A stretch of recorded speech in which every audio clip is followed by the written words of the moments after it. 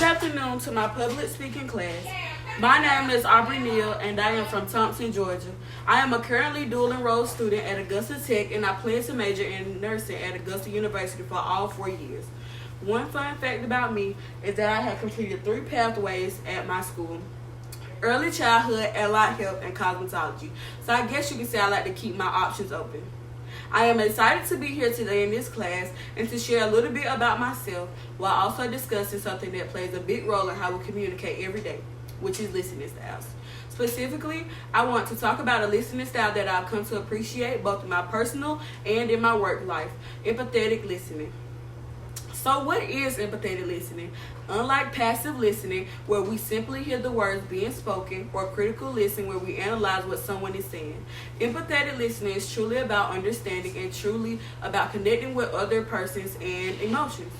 It requires us to be fully present, set aside our judgment, and acknowledge the speaker's feelings.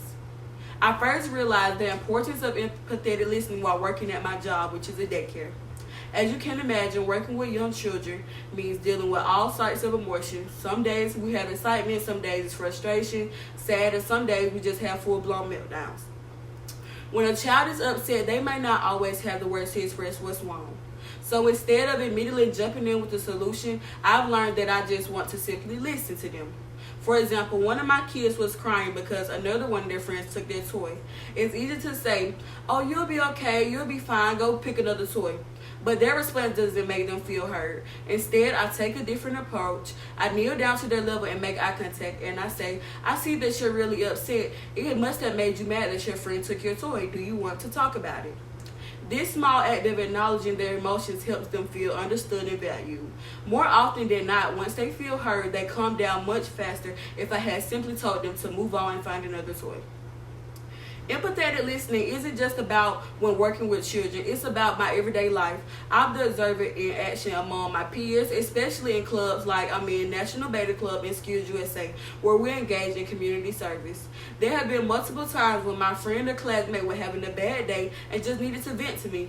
In those moments, I learned that the best thing I can do is to listen without interrupting them or offering immediate advice, because sometimes that's not what people need all the time. They just need a listening ear. A great example of this happened recently when my friend of mine was feeling overwhelmed with school and extracurricular activities. Instead of saying, "You'll be fine, just push through it, wait till graduation," I listen and respond with something like, "That sounds really stressful. I can understand why you're feeling that way. Do you want to talk about what's making it so hard in school?" That small shift in approach helped my friend feel validated more than dismissed. It felt like I was listening to them and not trying to push off their feelings. In a world where we are constantly surrounded by noise, social media, notification, distractions, it's easy to forget the power of simply listening. We often listen to just to respond rather than truly understand how the person is feeling. But when we take the time to practice empathetic listening, we create stronger connections, whether it's friends, children, or even strangers. Because sometimes strangers need a listening ear because you never know what's going on. I challenge all of us to be more mindful about how we listen. The next time someone shares something with you, try to really hear them. Not just their words, but their emotion too. Because something, the best thing we can do for someone isn't just offer advice or solution, it's to be there and listen to them and understanding how they are feeling. Thank you for listening.